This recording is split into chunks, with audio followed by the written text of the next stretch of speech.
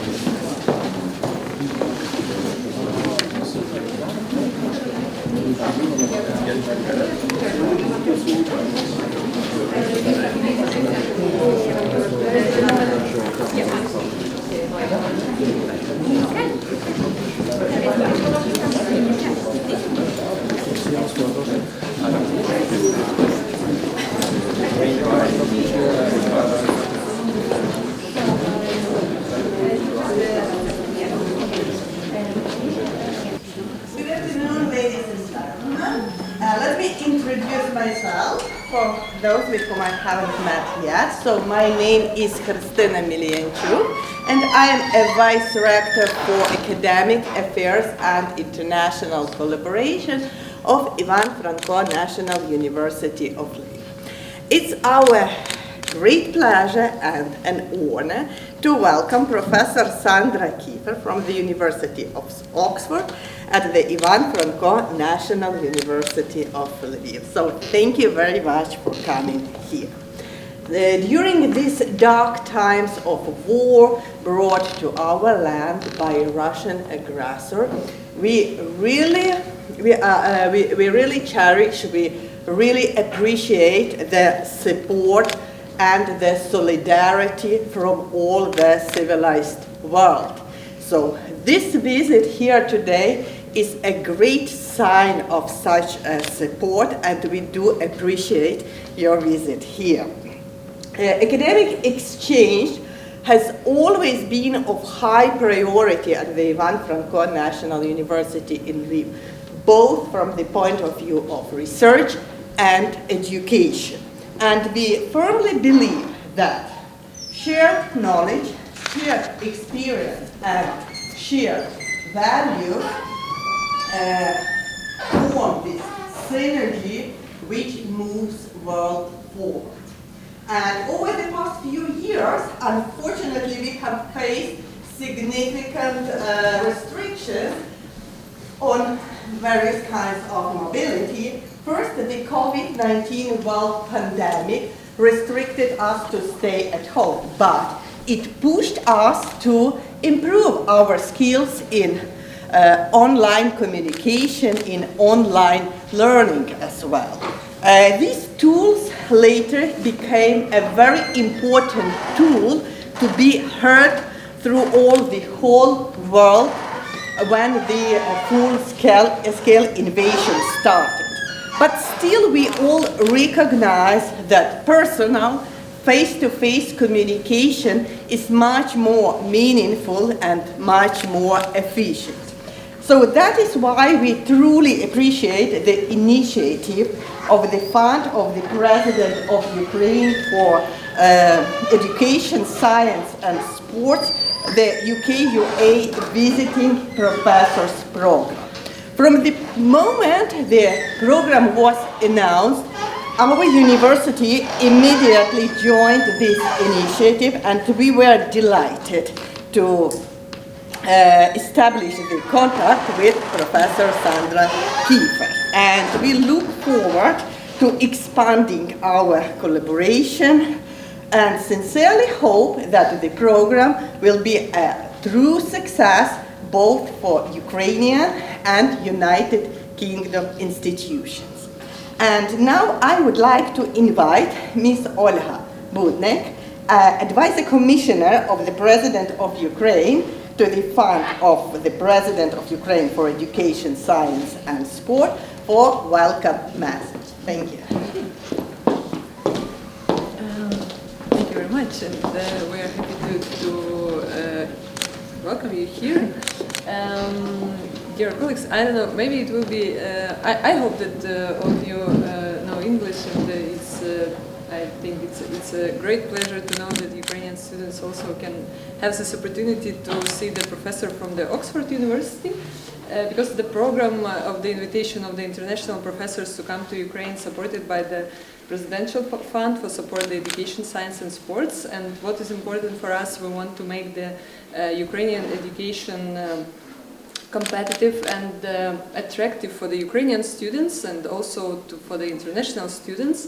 And for us, very important to have this opportunity to give the possibility to our universities to be part of the global academic community, and also to have the chance to be in the international rates, because this is also influence on our attractiveness around the world. And I hope that this communication will be not just within this lecture, but also after that. And actually, we just started this program and believe that such opportunities, which is connected with the internalization of the education, will be more driven by the Ukrainian side also, because for us, of course, the challenge is how to save our talents in the times of war here in Ukraine, but we want to make the Ukrainian education as much interesting and with so huge different opportunities. So for you, we hope that will be the reason to stay here and not try to leave the country, because we want to prevent the brain drain, of course, and we want to have you as a talented people here in Ukraine and invest in this country. Thank you very much again. I don't want to take all of your time, because I think it's much more interesting to have these discussions with you, and I think that this cooperation will be just like the first step, but not the last one, and will continue and deep in different spheres. Thank you. And the floor is yours. And I would like just to invite Professor Yeshtuk, our local contact, to introduce Professor Sandra Kiefer and perhaps viewers as well. Thank you very much. Please. Add some chairs. I will use this opportunity to say a few safety measures, which in this time is unfortunately a necessary thing to mention. So the shelter is beneath 2 floors, just right behind our place. In case of air alert, we all will move to shelter and wait until the air alert is over. And the lecture will continue 10 minutes after the air alert is over. This time will be enough for us to come back and continue in our way.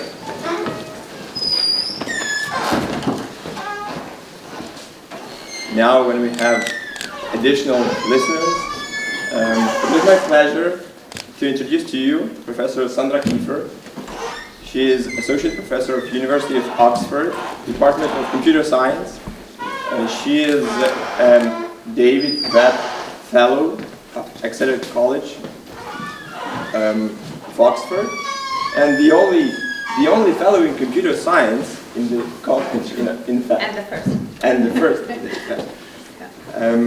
Her professional background covers also Aachen University in Germany, and her PhD rewarded the Ackermann Award as an outstanding dissertation for the logic in computer science. Future career was covering Warsaw and again Max Planck Institute for Computer Science, if I'm not mistaken. In general, the scientific interests of Professor Kiefer is algorithmic graph theory, descriptive complexity, and other logic which is behind the computer science. Today's topic, I think Sandra will tell by herself. So please, thank you very much. Let us greet Professor Kiefer. Microphone somehow, or is it working? We believe so. Okay. Thank you very much. It's a great honor. Now comes the most difficult part for me. Слава Україні! Для мене велика честь виступати тут у Львові перед вами усіма. Далі я перейду на англійську, інакше моя презентація тривала в цілий день.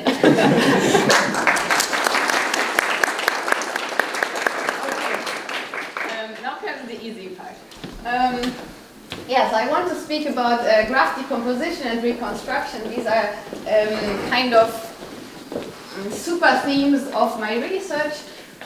Decomposition is an algorithmic technique to analyze graphs and other structures. I will speak more about this, of course. And reconstruction is about reconstructing graphs, which is quite important in applications. Also, when you have some partial information and you want to fill the gaps, then you try to reconstruct the unknown parts. And that's graph reconstruction. So, unrelatedly, oh, this is not working. This is not, I don't think I can use this with this. Okay, I'll use my laptop. Yeah, so I've been here for a few days. I have learned a lot due to people being very welcoming, very including me into lots of cultural activities and activities at the university and in the city, which I love. So I haven't made that much progress with Ukrainian yet, so I have learned so much, and I want to use this opportunity so that maybe you learn a bit from me in this talk, which I hope. If you have any questions, just interrupt me, raise your hand, or just speak up. I prefer that I don't get to the end and I don't lose anybody rather than getting to the end and nobody understanding what I'm talking about. Okay, so my initial example is, suppose you have such a molecule, for example, you are a chemist doing experiments and you find this molecule, but you don't know what it's called, and I chose molecules. I hope, well, some people here might know what this is. But if you don't know the name, then if you want to, like as a computer scientist, store this information or information about this molecule, you need a description. And if I ask you to describe this molecule to me, unless you are a chemist knowing this molecule, it might be a bit difficult, right? Because you would have to speak about these cycles of atoms, the different types of atoms, how they are attached, if it's a double binding or single binding, maybe even the geometry. So the description would be quite large and complex. Now if I change the task, and we have two molecules, for example, one is from a database and the other one is from an experiment, and we want to know, is this actually a new molecule to our database? Then we want to see if they are the same or not. So we want to describe the difference, if there is a difference. Now if I ask you, describe the difference between these molecules, does anybody see the difference? More dots like in the up on the second one, and the first one is like under, I guess. Lower. Lower. I mean, actually, I reflected the second picture. It's not about the visual representation, but if you look at the connections between the atoms, there's a difference between the two. They're kind of. Sorry? Kind of. Left and right. Yes, okay, yes. I'm not assuming any chemical knowledge. Let's speak about white notes and black notes and red notes. But if you look at the red ones, the oxygen atoms, right, and you look at this construction here, we have a white one and a red one that are next to each other, and we don't have this on the right hand side. And this I can describe in an easy way, even if I'm not a chemist. I can just say there is one red atom with one adjacent, one connected white atom. And this is not true on the right hand side. And the fact that I have found this sentence that is true on exactly one of them is a proof that they are not the same molecule. I have found a description that describes the difference in a way. So this shows they are not the same molecule, and this is a symbol for not the same, which means non-isomorphic. They don't represent the same structure. Now, kind of this is what my research is about, describing the difference between objects or describing objects and measuring how complex this description is. Now the problem is this is in English language. It will be complicated. Like if this was in Ukrainian, I would find it very complex. Maybe you would not. We don't want to count the letters in the sentence or something. We want the complexity measure to be independent of the actual language that we're using. And for this, we can go to mathematics or computer science. We can represent this sentence as a logical formula, which is what is written at the bottom. Maybe not all of you know this type of expression, so I'll go through it. It says, this is a symbol for there exists. There exists a thing that we call X, and there exists a thing that we call Y. Here in this example, it's atoms. Such that the first one is red, the second one is white, this means and they have an edge. They are connected. Okay, so this expression says there are two things, one is red, one is white, and they have a connection, they have an edge. And this is a sentence, it's true on the left, not true on the right, so I know they can't be the same. Now the research that I present is about the complexity of such statements. Okay, and this is the area of the descriptive complexity. How complex is it to describe something? Let me give you another example on graphs. So graphs are these things there. We have vertices and we have edges between them. There are two here. They are not the same structure, right? If you look at the kind of ears, the left graph has the ears on the side, and the right graph has the ears here at the top. A sentence that describes that they are not the same is the one that I've written there. There is one vertex with exactly two neighbors, and each of those two neighbors has exactly three neighbors. Why is this? Because if you check it on the left-hand side, there is one vertex with exactly two neighbors, and each of these two neighbors has three neighbors. And now if I give you more time, you can check that this is not true on the right-hand side. So it's a sentence that is true on one of them, and it's a sentence that shows that they are not the same. Okay, so it's true on the left, not true on the right. Now, if I express this again as a logical formula, don't get too scared, it will look complicated. There is a vertex which has exactly two neighbors, right? So now I've written there are exactly two Y's that are neighbors of the first one. And, okay, now it gets complicated.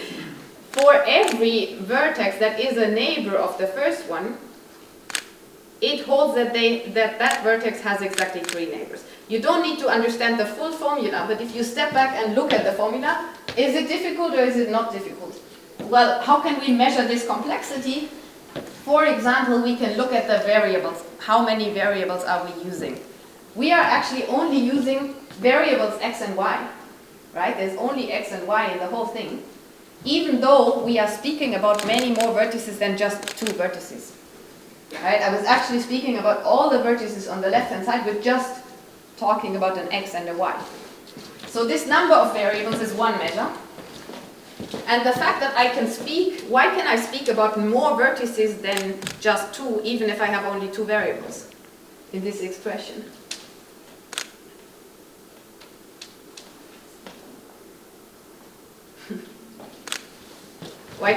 Why does this expression speak about more than just two vertices?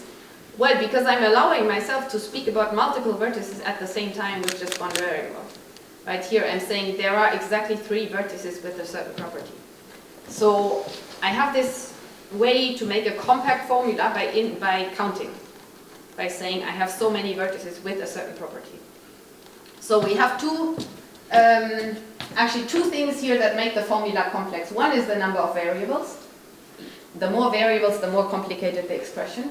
The other one is, if you look at this, we have this nesting, we have the brackets, and the more brackets I have, the more complicated the expression is. These are two measures, there are other measures as well, but these two measures, number of variables and nesting depth, they measure the complexity, they are examples of measures of the complexity of this formula. And the formula describes the graphs, so it's a measure for the complexity of the graphs in a way. So this was to motivate why are we interested in formulas and in number of variables. Okay, why is this interesting? This is a logic. A logic is just like an abstract language. Not English, not Ukrainian, not German, but some mathematical way to speak. It is interesting because it has very nice connections. So the first statement says, whenever I have two graphs, two molecules, for example, there is a sentence that describes exactly one of them, like we had before. If and only if, with k variables, if and only if a certain player wins a certain game on these two graphs. So I can either study the logical expression or the game on the graphs. And the game is quite nice to show, so I decided to include it. Okay, let's assume we have these two graphs. On the left-hand side, we have this graph with two parts. On the right-hand side, we have the other graph. They are not the same, right? You can see this. At the bottom, there is something missing in G. Now we have two players, spoiler and duplicator, and they play a game on these two graphs. And they have different goals in the game. They are opponents. Spoiler has the goal to show that the graphs are not the same. So spoiler will always say, look, this is different. And duplicator, I don't know why they have these names, but they have these names. Duplicator wants to hide this difference. And what they can use in this game on the graphs is different pairs of pebbles or of tokens, always like of different colors. Okay? So now in the example where we have just two pairs of pebbles, we have two colors, let's say blue and yellow. Okay? So every round has 4 steps.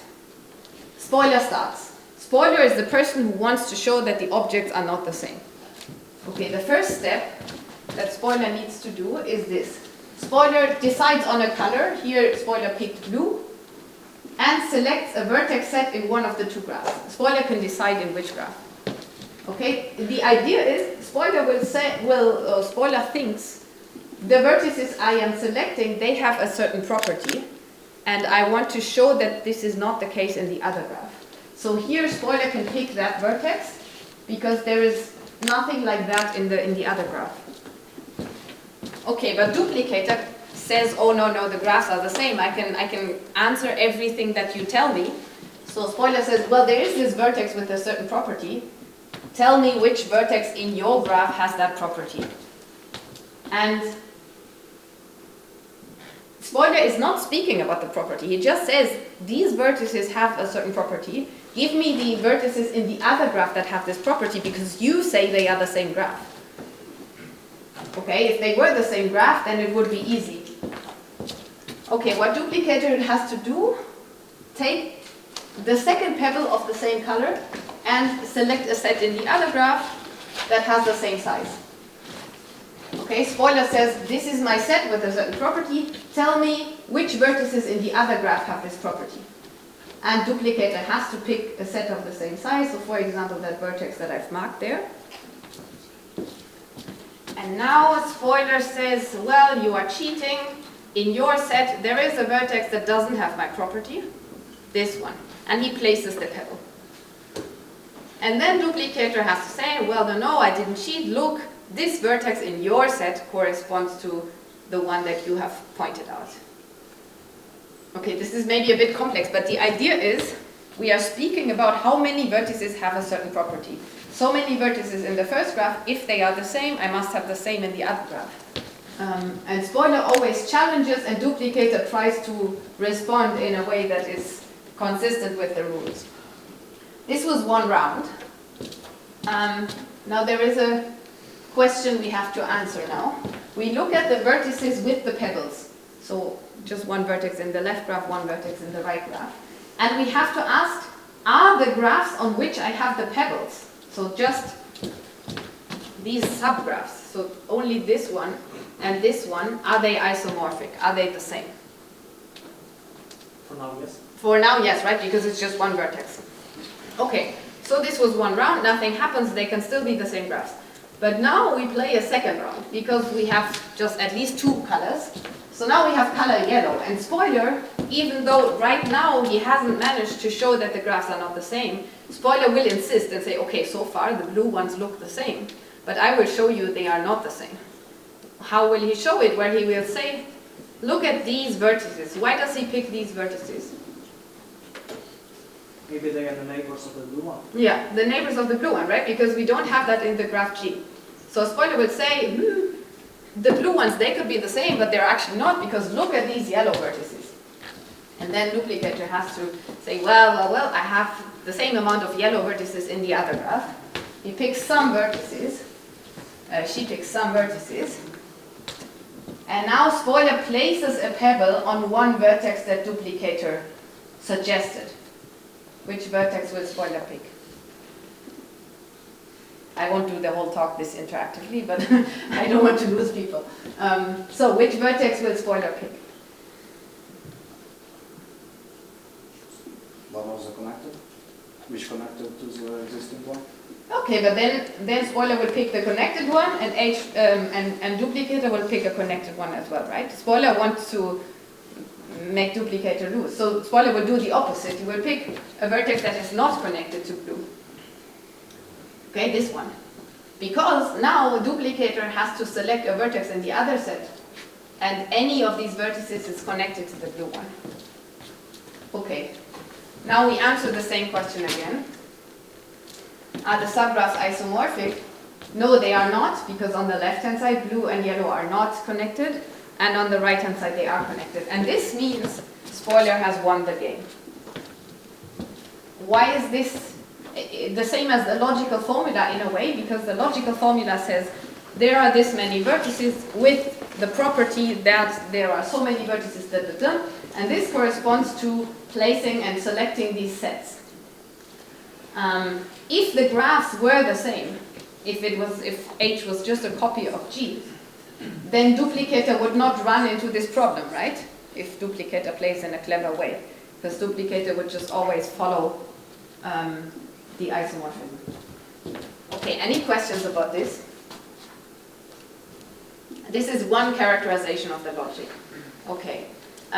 For the people of you who don't like games, there is another connection which makes it even nicer, which is I can look at the logic or at the game or at a certain algorithm, because also the algorithm distinguishes the graphs if and only if the logic or the game distinguishes them.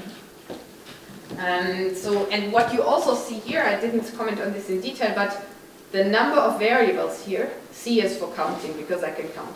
I have k variables, I have k pairs of pebbles, and here, okay, this is -1, but it's essentially also k. So this correspondence is quite nice. The dimension of the algorithm corresponds to the number of pebble pairs, and that corresponds to the number of variables. Okay, so I will speak about this algorithm in a second.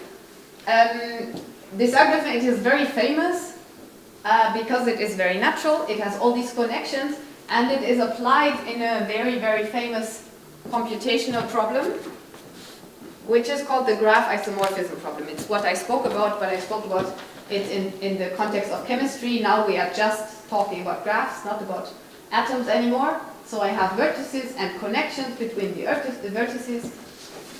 And I want to know, for two graphs, are they the same or are they not the same? If I give you these two graphs, would you think they are the same? One person said yes. Would you think they're not the same? Okay, nobody said no. Well, they're actually the same, but they don't look the same, right? I mean, I would say they're not the same. But you can prove that they are the same graph if you really just care about who is connected to who. Not about the length or geometry, but just who has an edge to whom. There is a way to map the left one onto the right one without breaking any connections. And maintaining these connections is what I wrote here. Two vertices should have an edge between them if and only if the images have an edge between them. This is what we call an isomorphism. But the problem itself, we don't know how to solve it in general efficiently, because if you imagine I make this graph really big, 10,000 vertices, and the second one also has 10,000 vertices, we don't know how to decide if they are the same or not, other than more or less trying out all options. Why is trying out all options a bad idea? It will give us the right answer, but why is it a bad idea?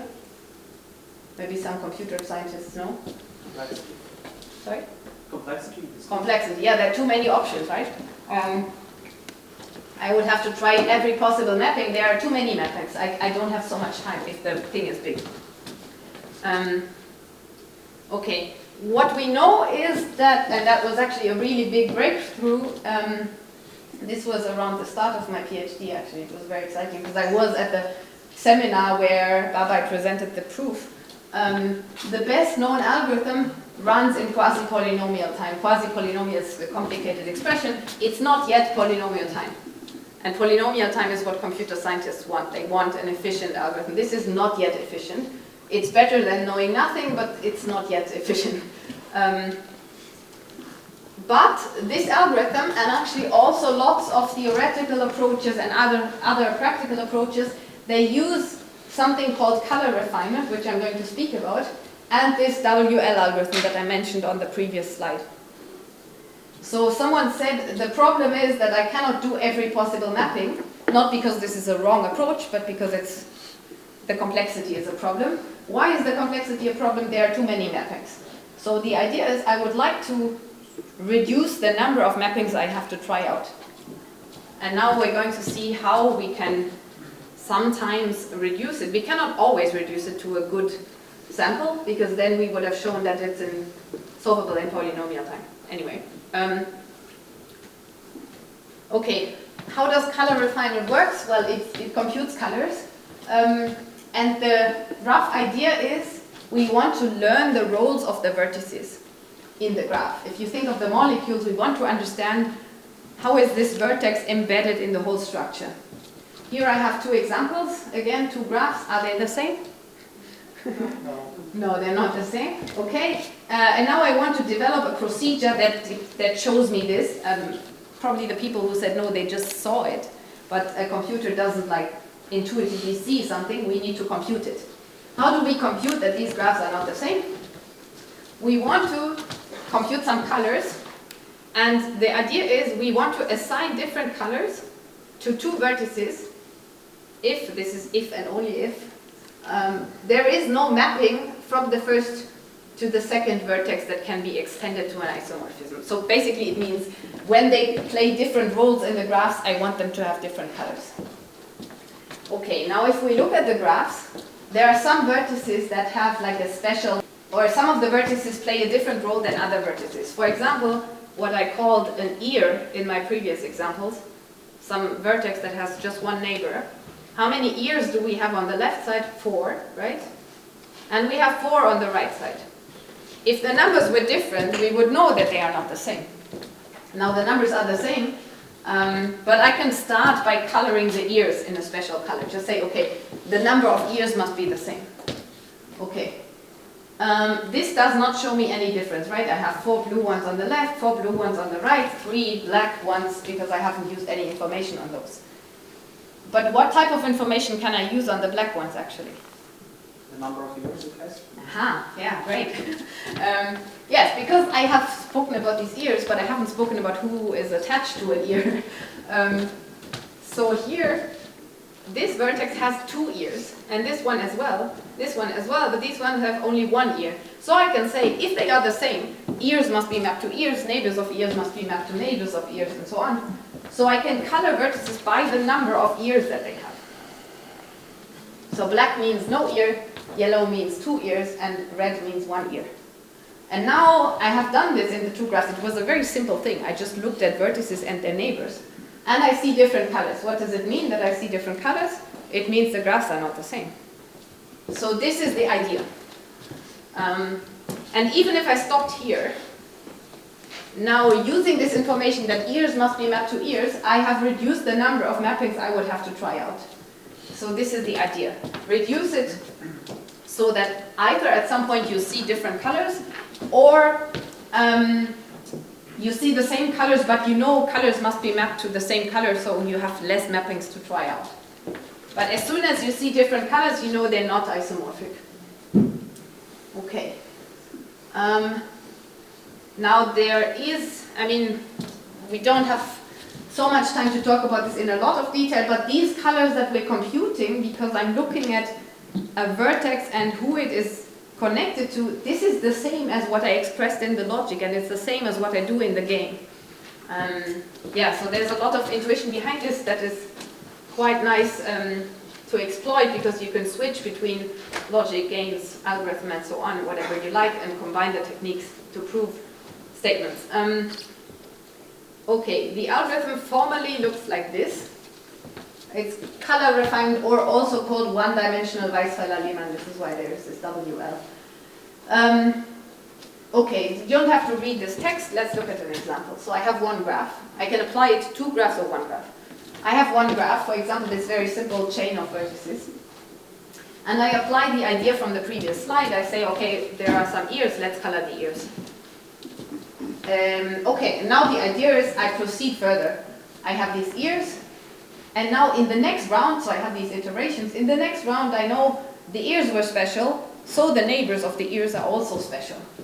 So the rule that is written down here says, give two vertices different colors if their neighborhoods look different if you just look at the colors. Okay, so now this vertex is different from this one, because this one has a blue neighbor and this one has just two black neighbors. Okay, so this was the second round. Now, if you look at this criterion, who is going to be special now in the next round? Who gets a special color? Neighbors with the blue ones, no blue ones, the yellow. Neighbors, well, the neighbors of the blue ones, they maintain their special color, but we always have to look at vertices of the same color and see, can we distinguish them? So now we have all these black vertices, but some of them are special because they have a green neighbor, these ones. And then I can iterate it further, and I get here. Now if you try to apply the criterion again, you will see there is nothing will change anymore. All the orange vertices have the same color neighborhood, all the yellow vertices have the same color neighborhood, and so on. So this is what we call stable. This is the output of the algorithm. We don't care so much about the actual colors. I could have done everything in, I don't know, red and brown and purple. We just care who has the same color and who has different colors. Okay, so I have this one graph, this is my output. I can do the same on the second graph. If they end up with different colors, they can't be the same. What you see from this example also is that the algorithm takes roughly the length of this path over two rounds to compute this output, because we propagated the information to the center of the path. Okay, so this is the sentence I've said quite a few times, I think. If we get different colors, the graphs can't be the same. Now what happens if we get the same colors? This is the standard example where the algorithm fails, right? Why does it fail? Well, the graph on the left-hand side, if you look at the neighborhoods of the vertices, everybody is pink and has two pink neighbors. On the right-hand side, you have the same property. Everybody is pink and has two pink neighbors. So this is, on both graphs, this is the output of the algorithm, and both graphs end up with 6 pink vertices, but they are not the same, and your eyes can see that they're not the same. So this is disappointing.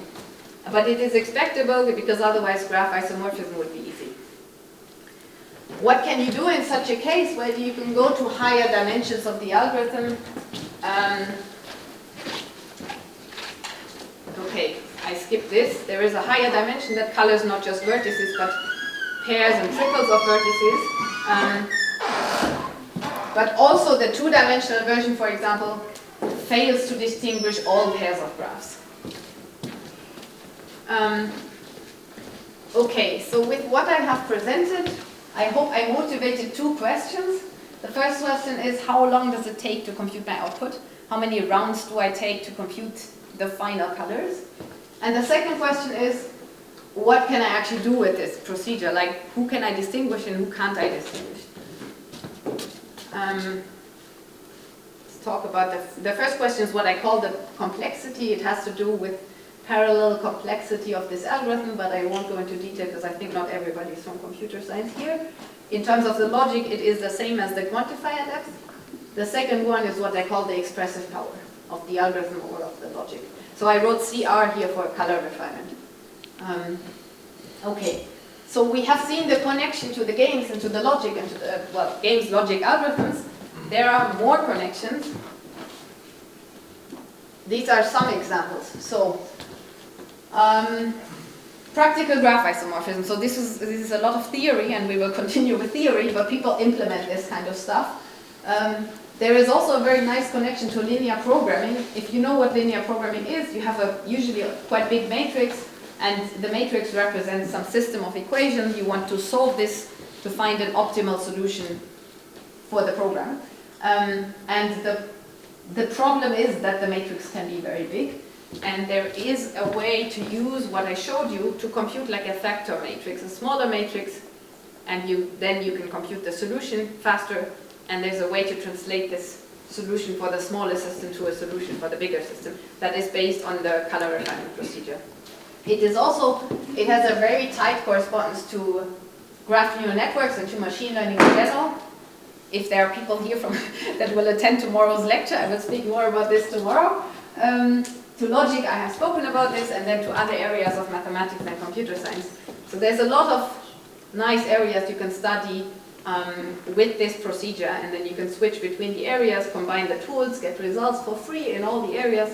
And it's a way, it shows that it's a very natural procedure, I would say. Okay, so we have these two questions. The first question is about...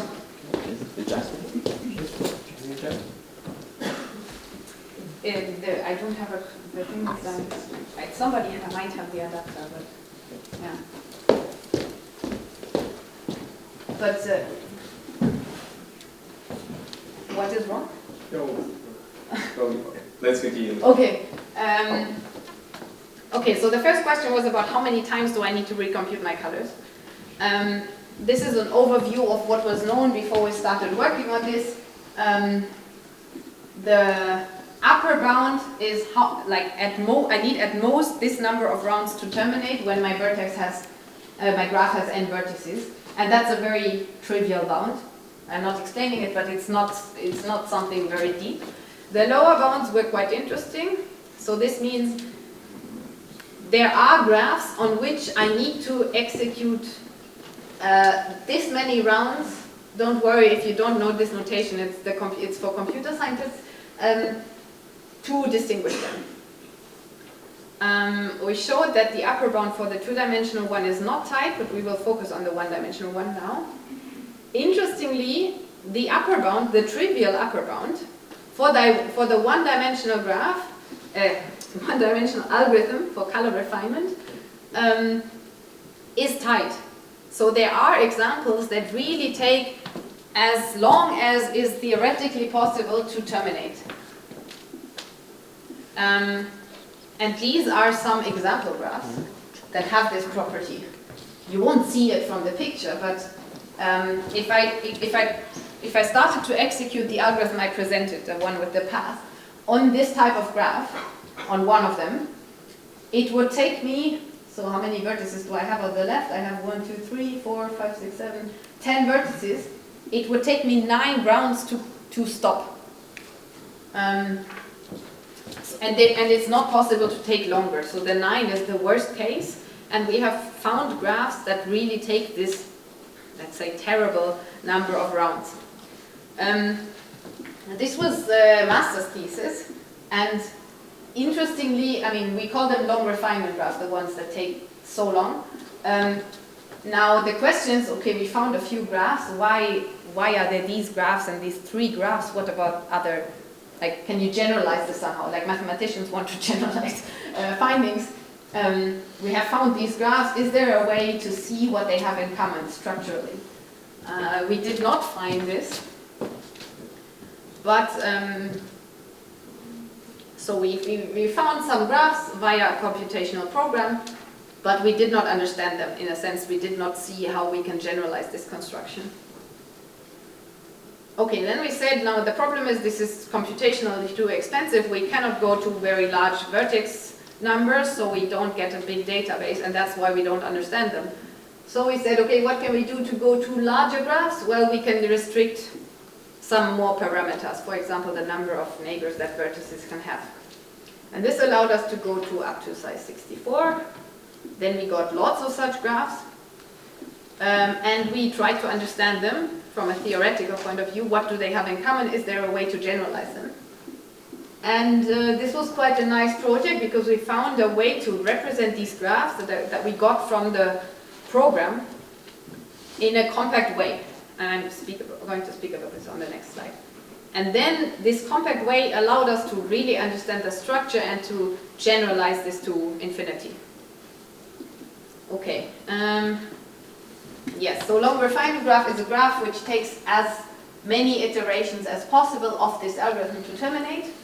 And this means the graph has a few properties. They might not be so obvious, but for example, it means in every round there can be only one more color appearing. Otherwise, I make too fast progress in a way. There are other properties. I'm going to skip them now, but I'm happy to talk about this if anybody's interested. The most important property is this one.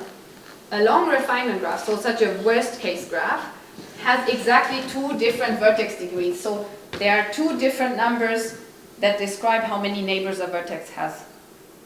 Okay, this is a difficult question, but maybe, does anybody see why this must hold? Why 2? Why not 1? Why not 3? Why not 4?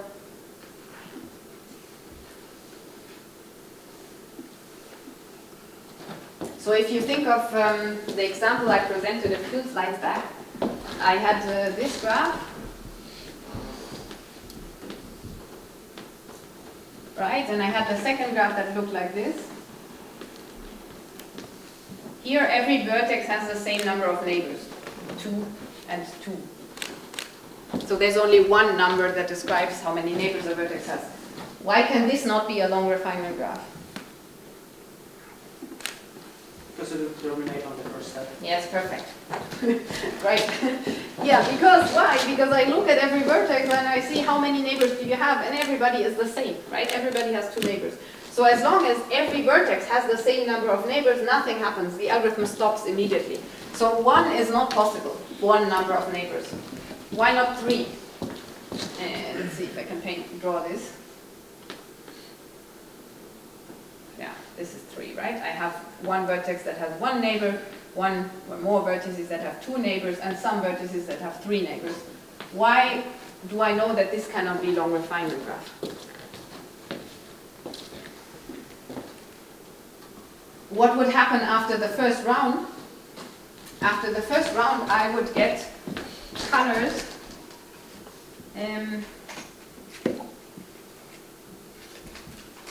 I would get 2 vertices that are pink, 1 vertex that is white, and 3 vertices that are green. I would get 3 colors. But we have said, and it's not so hard to see, that in every round I can have only 1 new color. But here we went from everybody having the same color to 3 different colors. So this is not possible. This is why it has to be exactly 2. Okay, I think I want to skip this. Yes, I want to skip this. So this is a way to construct a long refinement graph, thinking about the reconstruction. Okay, maybe I skipped the construction, but if you look at this and we execute the algorithm, initially we separate by number of neighbors. So everybody has the same color initially. In the next round, I separate by how many neighbors do you have. And red means 2 neighbors and yellow means 3 neighbors. I get this type of thing. And now if I apply it again, I will see these ones here, they have only yellow neighbors, while all the other yellow ones, they have a red neighbor. So I get a splitting like this, and then you can iterate this and you will see that you get colors something like this at some point. And then what happens now, or let's go 1 back. So we have 4 orange vertices now. Then there occurs green and orange. And the fact that there is green and orange has the effect that now the blue one is split into 2 because one is adjacent to green and one is adjacent to orange. And then when the blue one splits, the purple one splits, and so on. and this is the final output. This was maybe a bit fast, but what I want you to take away from this is that there is always, if the graph has an even number of vertices, there is always a situation in which two vertices, every color class, every set of vertices of the same color has two vertices. So we call it a stage of pairs. This stage. This is not easy to see, we had to prove it, but when you know that there is this stage of pairs, you are actually only interested in what happens up until this stage, because after that I have a boring type of splitting like this. Okay, so this means I can describe the whole graph by just looking at the pairs. I can say there is one pair, which I call S, which splits first. There are two pairs which cause the splitting of S. I call them X. This was quite random letters. And then I just describe the other pairs by 0 if they have just two neighbors and 1 if they have 3 neighbors. Okay, so I describe this whole graph with this string, with this word basically, with these letters S, 0, X and 1. And I have just these letters, and the letters capture exactly the number of the edges, how they go. You don't see this from here, but we managed to represent every such graph with such a word. And then we could show, well, basically you can describe every long refinement graph with certain properties as such a string, such a word. I'm going to skip this, but this was a simulation that this is also a long refinement graph. You probably don't understand the details, but you hopefully believe me that if I look at this graph and I insert another column like this just here, I get the same type of behavior. It's just propagation. And this gives me that this is actually not just one word that describes a long refinement graph, but it is a family of words that have this type of structure. And this in particular shows, yeah, well, you have to prove it formally, but it shows that there are infinitely many such graphs, not just the 3 that we found initially. Okay. I'm much slower than I wanted to be. Okay, so maybe I will speak about this also in tomorrow's lecture, so I'm not going into detail about this, but what we showed very, very recently is that these families that we found, I didn't present all of them, but we found some families, we showed that for certain degree restrictions, they are the only long refinement graphs. And the way we showed it is basically by reconstructing long refinement graphs and showing you have to end up with one of the graphs that we found, unless the degree is very high. Okay, this is just a teaser for tomorrow, I guess. Okay, let me talk a bit about the second topic. Any questions up until now? If I lost you in this first part, now is a chance to pay attention again, because this is a different aspect of this topic. So this is now about the expressive power. Which graphs can I actually distinguish with this method, and which graphs will give me the same colors? Will give me the same colors. So we have seen that not on all graphs I succeed. There are some graphs which are obviously not the same, but I get the same colors. Okay, but also there is a result which says, in a probabilistic sense, almost all graphs are identified or are distinguished by this procedure. So on the one hand, it's almost all graphs. On the other hand, there are very simple graphs where I'm not succeeding. So this sounds a bit paradox. And the question is, which graphs can I actually distinguish with this method?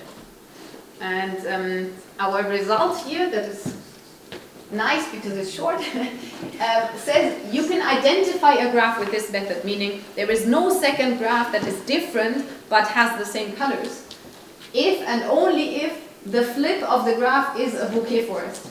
Okay, this looks like cheating because I used a lot of words that you probably don't know, but it's not complicated. I will not tell you what a flip is, It is a way to get rid of some edges. I will tell you what a bouquet forest is. This is a bouquet. Why did we call it bouquet? Well, you have some flowers, you copy the flower 5 times, and you bind them together at corresponding vertices. This is what we call a bouquet. And the bouquet forest is a forest of bouquets. It's, well, you have some bouquets, they look different. These 4 things here, they are bouquets. And everybody else is a tree, where if you don't know graph theory, this might be surprising that I call this a tree, but it is a tree. So this is a bouquet forest, a collection of such objects. One teaser question again for you, why is it a 5 cycle here? 5 cycle meaning, why do I have to have always 5 flowers, not 4 or 6? Why not 6?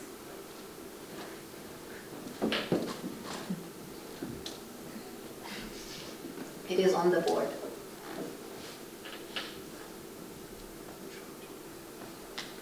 Now if I had if I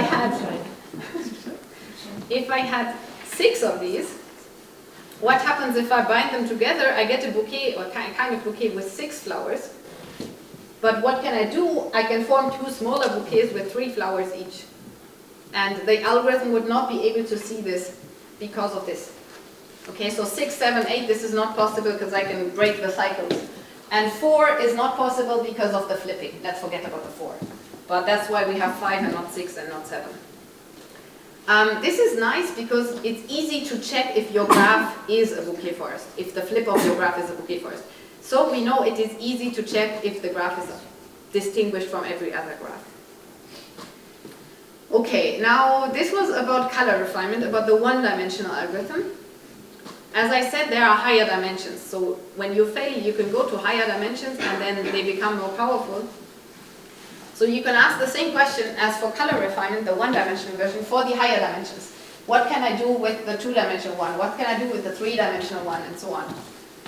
And for actually quite some time, there was hope in the world of research that there is some dimension, I don't know, 47 maybe, that suffices to decide to compute different colors on every pair of non-isomorphic graphs. Unfortunately, this was not true. But now, okay, we can say, let's think about it. We were talking about molecules very long time ago. The graphs, they come from applications. They are not completely arbitrary graphs. They are graphs that represent something. If I know that the something that they represent has some structural guarantees in a way, maybe this helps me. Maybe this makes the problem less complicated. So basically, I can talk about certain classes of graphs. Not all graphs, but just fixed graphs. And we say a graph or a graph class has Weisfeiler-Lehmann dimension at most k. If I know the k-dimensional algorithm suffices to identify every graph with the property in that class. Okay, not going into details, the red numbers are the things where we contributed new results.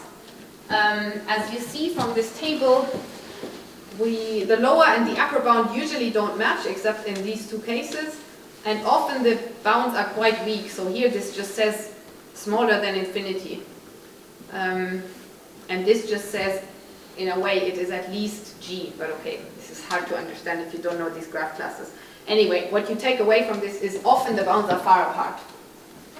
I want to speak about planar graphs because that's not as difficult to understand as the rest. So planar graphs, I will tell you in a second what that is. The lower bound was 2, so we need at least dimension 2.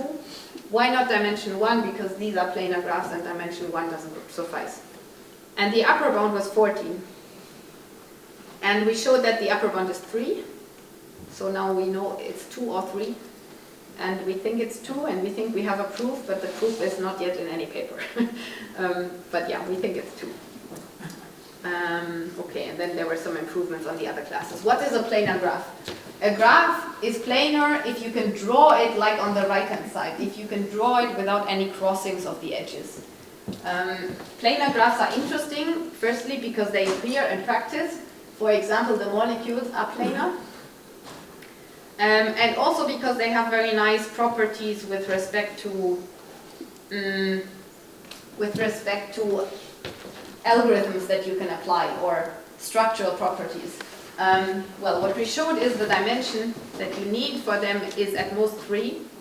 For every pair of planar graphs, you can use the 3-dimensional algorithm to distinguish them if they are not the same graphs. Okay, maybe on a very high level, how do we do this? This is for the mathematicians among you.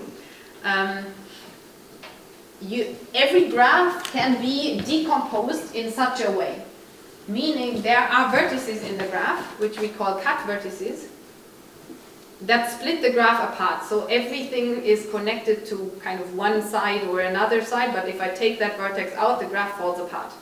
These vertices are called cut vertices, and every graph consists of, well, some cut vertices, maybe none, and some things that are attached to them. And the things that are attached, they form a tree structure. I don't know, if people don't know what a tree is, then it's hard to understand, but they form this kind of structure without cycles. And this is nice because it gives us an algorithmic approach to understand the graph, very roughly speaking. Okay, I think this is too complicated, but the idea, very roughly speaking, is if you have heard of computational reductions, we want to state something about planar graphs. We say there is a way to assume that the graph is a vertex colored to connect a planar graph. There is a way means we can compute, we can restrict ourselves to these graphs.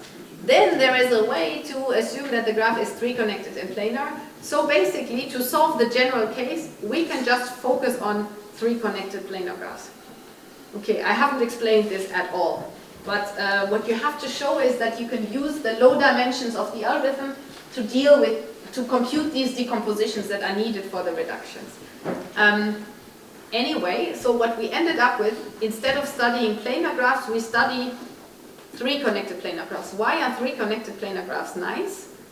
Because there are nice combinatorial results about them that I probably won't explain in detail. Do I want to explain this in detail? Okay, so this is the 3 connected planar graph. It is a graph that has a lot of connectivity, so it is very dense in a way.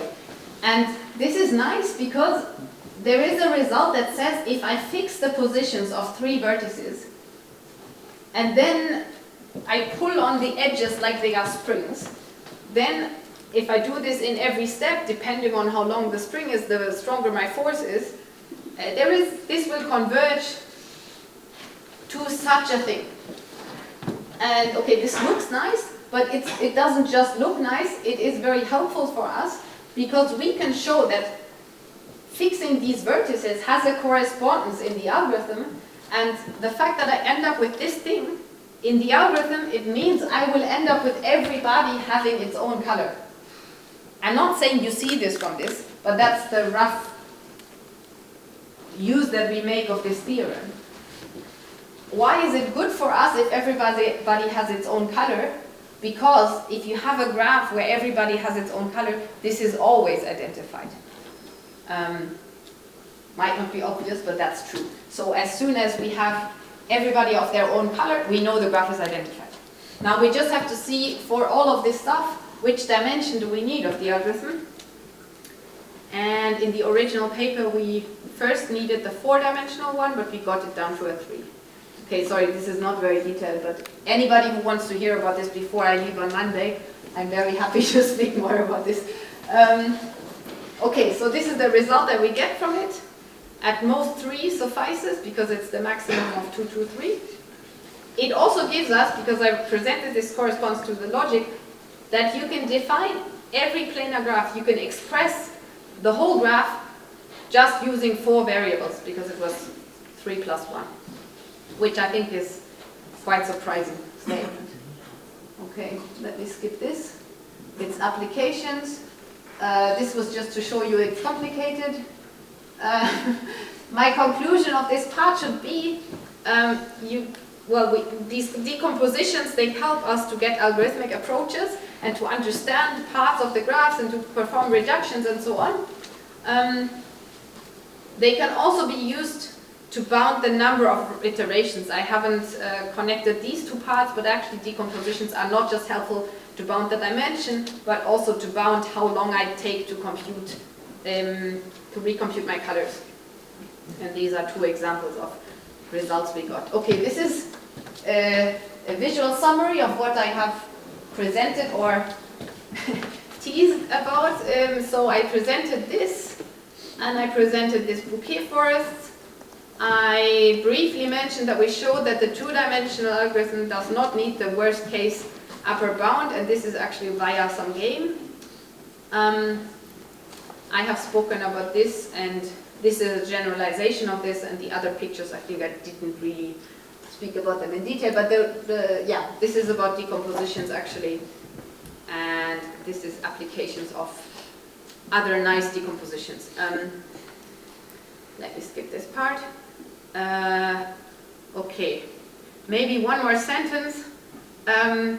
So this is about this combinatorial algorithm, and this is about finding symmetries in graphs via decompositions. And I have motivated this with logic. Now, if you combine decomposition or a way to represent a graph in a way that decomposes it into simpler parts with logic, you get to structural graph theory. And the idea is you want to use, don't read the stuff above, you want to use a simple graph class, apply some logical formulas, and thereby get more complicated graphs. And that often also gives you a way to decompose these complicated graphs, which we did. So basically this is an idea. This is an example. I have one graph here. The graph is not very complicated. I have blue vertices here and here, yellow vertices in the middle, and they are connected to the outside.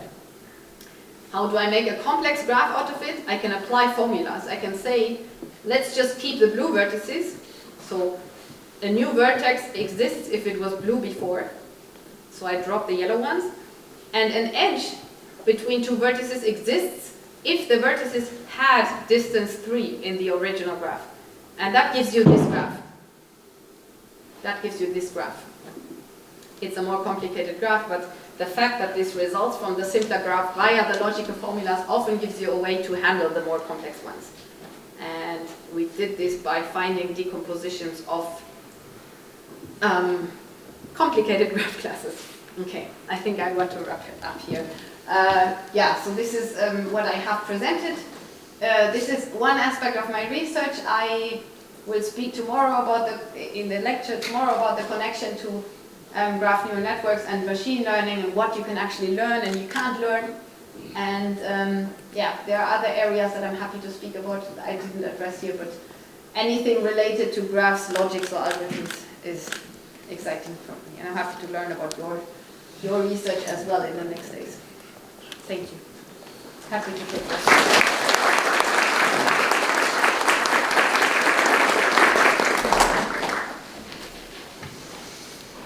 Maybe there are some questions to Professor Kiefer.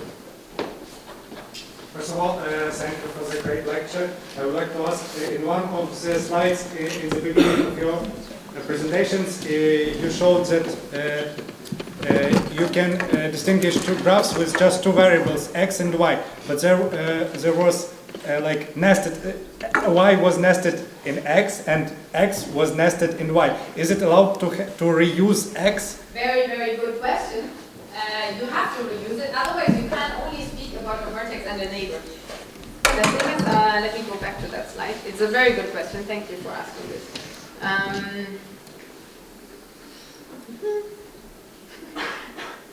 So the formula was, I think,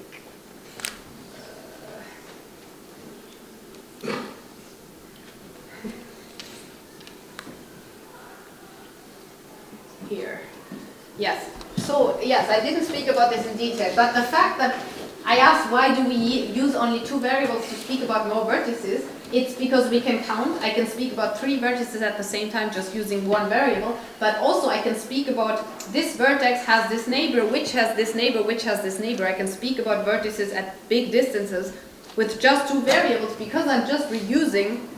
So I'm starting with the vertex x, I speak about the neighbor y, then I forget about the x and I speak about the neighbor x, and so on. So I'm reusing my variables, and the reusing of the variables is in the game that the player picks up the blue pebbles and places them somewhere else. So the color of a pebble is basically the name of the variable. Yes, you can reuse them, and if you could not reuse them, you can only say something like there exists x such that there are exactly 2 y's with an edge from x to y, and stop. You could not go further because you would have to reuse the x to speak about the neighbors of y. Yeah. Thank you. Maybe some other questions? Please. Going back to this, why don't you use variables z to speak about 3? Well, you can, but you want to use as little as possible because you want to measure the complexity. Of course, I can also attach more stuff to the formula to make it complicated, but I want to, like in a computer program, I want to use as few resources as possible. So I could also say, instead of the x, I could say z, but that doesn't express the complexity because I make it more complex than it has to be. Please. Possible more specific question. If we consider chiral molecules, can this algorithm be adopted to classify the spiral molecules by proteins? Yeah. So I have some background in bioinformatics. I know what chiral molecules are, but I don't know all the details about them. The thing is that this is all about what you can represent as a graph. As soon as you want to have some geometry, some of the geometry you can express in colors of edges or vertices, but if it's really about, I don't know, angles or orientation, it becomes difficult. It depends on what you want to express. They are isomorphic, but they are mirror symmetry. Yes. This, I mean, you could not express this directly as a graph because you lose that information. But there are some more complex objects that are called relational structures. I didn't speak about them. They can capture such information by saying, in a way, expressing the orientation. There is also a way to express orientation in a certain sense in a planar graph, but this is very, very difficult and it goes to the logic. But I mean, the question is right. This was all about what you can model as a graph, because this speaks about things you can model as a graph, and you lose all the information that you can't include in the graph. Thank you. Please, some other questions? Yes. So 3 questions. One is, you told that some biological molecules are usually planar, right? Yeah. For example, some non-planar natural molecules in biology or chemistry. That is the first question. I cannot think of any, but I'm not a chemist, so I thought about it myself. I think most of them are planar, but I don't, probably not all of them. So I suggest that it is possible artificially to produce something non-planar, but probably nature, what does, how it acts? Maybe it prefers something. I mean, to make it non-planar, you need some kind of obstruction to flatten it onto the board. So you definitely need some kind of cycle structure, and then the cycle needs to be... There are many cycles in biology. Yeah, I know. I mean, I'm not saying this doesn't exist. I think it exists. I don't know how to construct it. There are biologists here, so they know answer probably.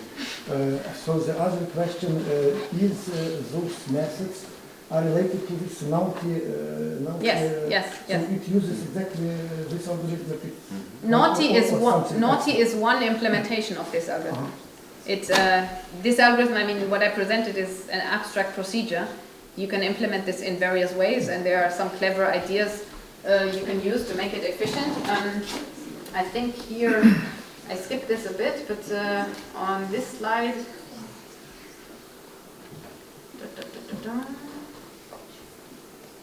here on this side, the second item mentions naughty, and this project, no, actually not this, but the follow-up project, this one,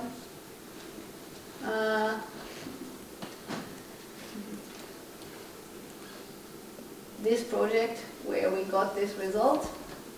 This was with the author of Naughty. So McKay is the person who wrote that software.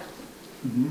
So here the last question. I'm working with finite geometries, and finite geometry gives you some very highly regular graphs, highly connected, and they are not good graphs for recognizing. Yeah, they're not good.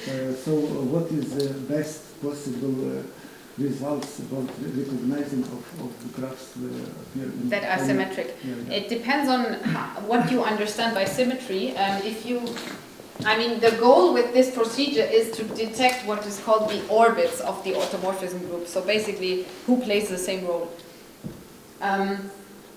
You cannot get better than finding vertices with the same role. Like,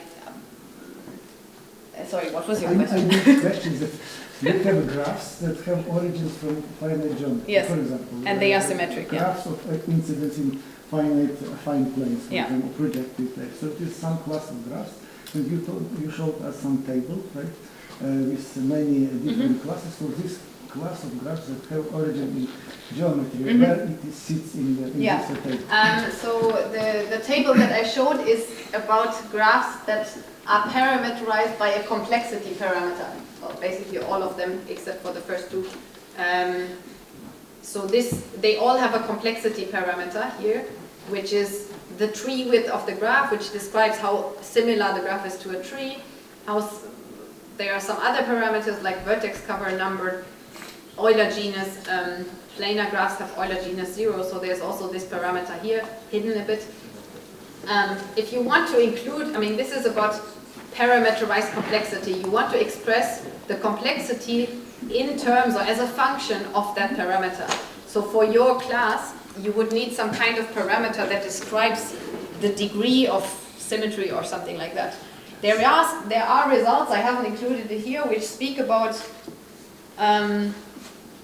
the number of orbits, where the number of orbits in a way means how many different roles are there in the graph, and that probably corresponds most closely to what you say. But if the graph is completely symmetric, like this one, it's a regular graph. It's a transitive graph. Every vertex is the same. Then, like for example here, these are the same, but I cannot distinguish them already with dimension 1. With dimension 1. So, yeah, to include it in that table, I think you would need some kind of parameter that describes the symmetry. But also these graph classes, they are not inspired by practice in the sense that in practice you don't come with all graphs coming from the class of tree with K. It's more like I bound my complexity in some way, and that gives me a way to bound. I bound the complexity of the graph in some way, and that gives me a way to bound the dimension of the algorithm I need. But they are not graph classes that come from practical experiments. It's more like in practice. For example, in practice, maybe your graphs are all planar, or maybe your graphs have only three different types of tree width or in a way. But that's why this kind of graph is not included here, because we have to have this parameter. Thank you very much. So, any other, please? So in white element algorithm, we have these groups of vertices, and my question is kind of, do we form them like a connected subgraph or a complete subgraph, or we simply iterate through all of the sets of random vertices? So how we form these groups of K for the white element algorithm? Very good question. So the general algorithm, the K-dimensional algorithm, literally it looks at every way to select K vertices in an ordered fashion. So if K is 5, I look at all ways to have a first, a second, a third, a fifth, and a fourth, and a fifth vertex in the graph. Always. So every such order gets one color initially. That captures, is it a clique, is it a path, is it whatever. This color of the tuple encodes the isomorphism type of that structure. The problem with this higher dimension, it's good because it can express more than the lower dimension. The problem is it gets less efficient. So there are, ways, and actually they are most relevant in machine learning, where people say, okay, we want to apply the higher dimension of the algorithm because the lower dimension doesn't suffice for our purpose. it's too inefficient, so let's not color all the 5 tuples, let's just color the 5 tuples, I don't know, that are connected. So you pick some of these, or you pick what information you include to compute the new colors. But the original, like the theoretical 5-dimensional algorithm colors every way, every subset of size 5, even every ordered subset. Yeah. So like we can have some filters to reduce the number of groups we choose. Yes, yes, and people do this in practice. The problem is sometimes then you don't necessarily understand what information you lose and what you can still express. But people do this in practice to make it more efficient. Like, to be honest, in practice people don't use the 5-dimensional algorithm, but for the 2 or 3 one, you can use this, yeah. Thank you. Any other questions? If not, this is the right moment for me to invite the professors and PhD students tomorrow to the scientific seminar together with Sandra Kiefer at 11. The professors have received the email notifications. If not, please contact me. Also, we will have the Women in Science activity meeting, which will be held on Friday at 4. Yes. Yes. So please participate and join. Let us thank you, Mr. Kiefer, for the lecture.